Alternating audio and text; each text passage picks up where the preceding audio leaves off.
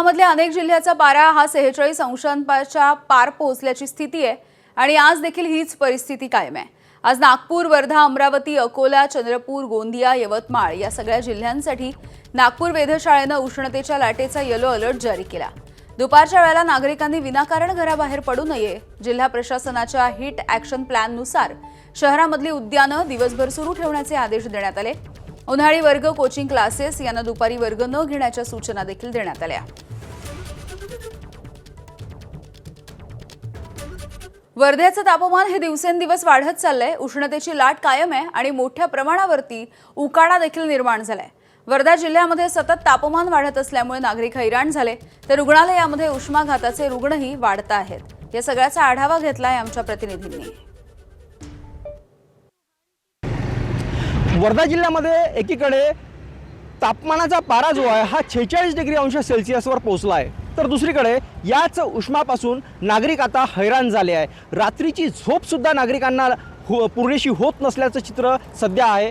विजेचा जो एकूण लपंडाव सुरू आहे त्याचा सुद्धा परिणाम नागरिकांच्या आरोग्यावर होतोय। नेमका या उष्म्यापासून बचाव करण्यासाठी किती उपाययोजना कराव्या असाच प्रश्न आता नागरिकांना पडलेला आहे। गेल्या 2 दिवसात जर पाहिलं तर गेल्या 2 दिवसात वर्धा जिल्ह्याचा जो पारा आहे हा 46 अंश सेल्सिअस इतका राहिलेला आहे। सलग 2 दिवस 46 अंश सेल्सिअस तापमान राहिल्यामुळे नागरिकांच्या एकूणच समस्यांमध्ये वाढ झालेली आहे। जनजीवन जे आहे हे विस्कळीत झालेलं आहे। नागरिक घराबाहेर पडत असताना खूप सावधतेने जरी घराबाहेर पडत असले तरीही मात्र या उष्म्यापासून बचाव कसा होईल असाच एकूण विचार जो आहे हा नागरिकांच्या मनामध्ये आहे। चिंता वाढलेली आहे। लहान मुले जी आहेत, महिला ज्या आहेत, यांना सुद्धा या उष्म्यापासून मोठा त्रास सहन करावा लागतोय। उष्माघाताचे जे रुग्ण आहेत हे सुद्धा आता अलीकडे या ठिकाणी वाढल्याचं चित्र आहे। शासकीय रुग्णालय असेल, खाजगी रुग्णालय असेल, या ठिकाणी सुद्धा आता उष्माघाताचा जो प्रकोप आहे हा प्रकोप पाहायला मिळतो। नागरिकांची गर्दी रुग्णालयात वाढली, त्यामुळे आता उष्म्यापासून बचाव तरी किती करावा असा प्रश्न आता वर्धेकरांना पडला आहे।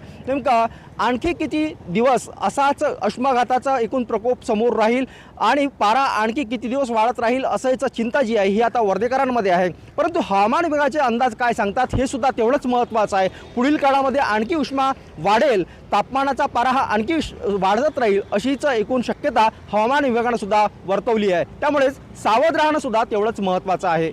एकनाथ चौधरी, एबीपी माझा, वर्धा। एबीपी माझा, उघडा डोळे बघा नीट।